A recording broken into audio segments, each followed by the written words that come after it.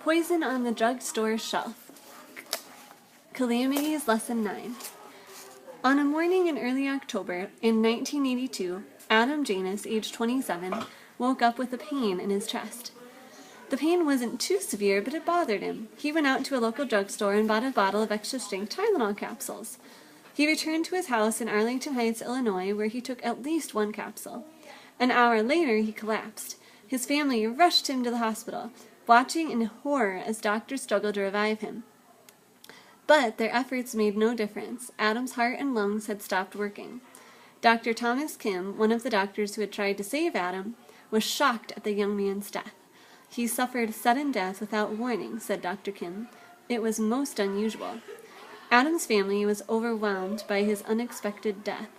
That evening, they sat together at the Janus house. No one was feeling very well, and someone offered to buy a bottle of aspirin. But Stanley Janus, Adam's younger brother, pointed out the bottle of Tylenol in the kitchen. He and his wife Teresa each took at least one capsule. 5 hours after his older brother's death, Stanley Janus was pronounced dead. Teresa died 2 days later. In nearby Elk Grove Village, 12-year-old Mary Kelman was suffering from a cold. She took a Tylenol and died. Mary Rayner of Winfield had recently returned from the hospital with her new baby. She also took a Tylenol and died.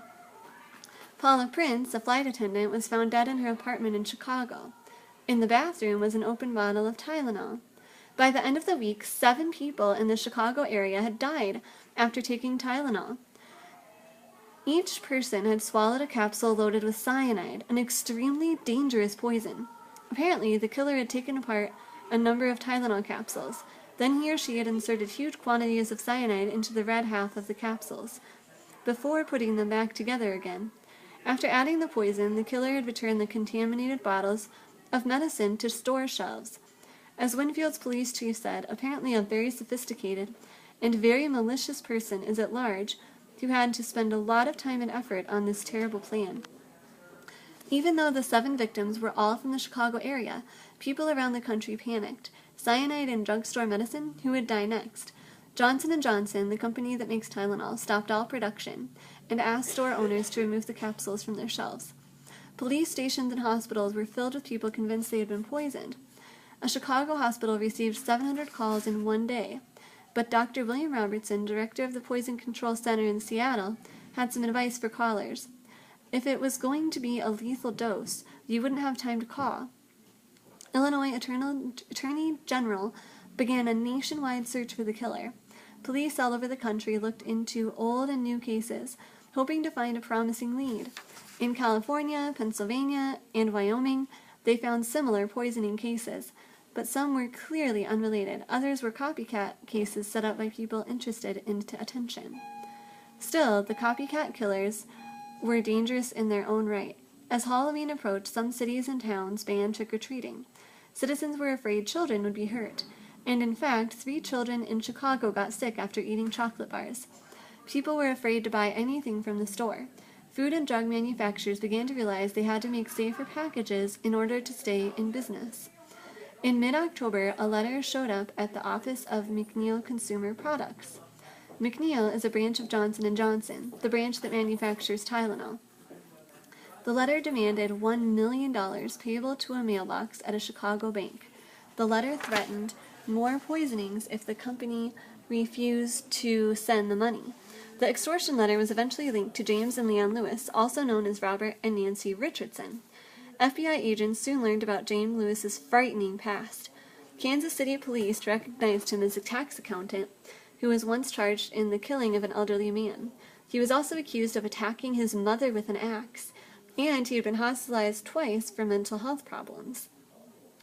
In 1974, his 5-year-old daughter had died after heart surgery, and a police officer who knew Lewis claimed he had always blamed Johnson & Johnson for the girl's death. But when the FBI entered the Lewis's apartment in Chicago, they found no trace of the couple. They tracked the pair to New York City, where more than 100 FBI agents searched for them.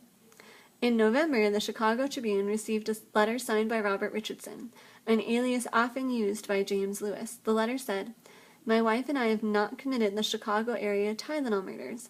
Records show that the Lewises had been in New York when the tainted Tylenol first appeared on shelves in Chicago."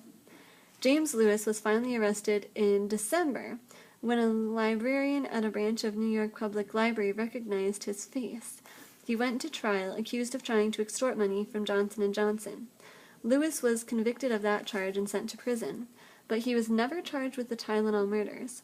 Most FBI officials think he probably did not commit them. Although the Tylenol killer was never found, the tragedy did change the ways in which food and medicine are packaged. Bottles and boxes now have special safety seals. Pills are often closed in individual plastic packs. Better packaging does not guarantee safety. In 1986, Diane Elsrath bought a bottle of Tylenol. Minutes later, she was dead, killed by cyanide that had been inserted into the capsules.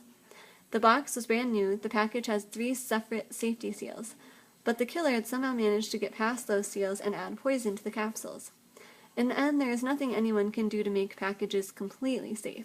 Food and drug companies are doing their best to make sure their products are as tamper-proof as possible.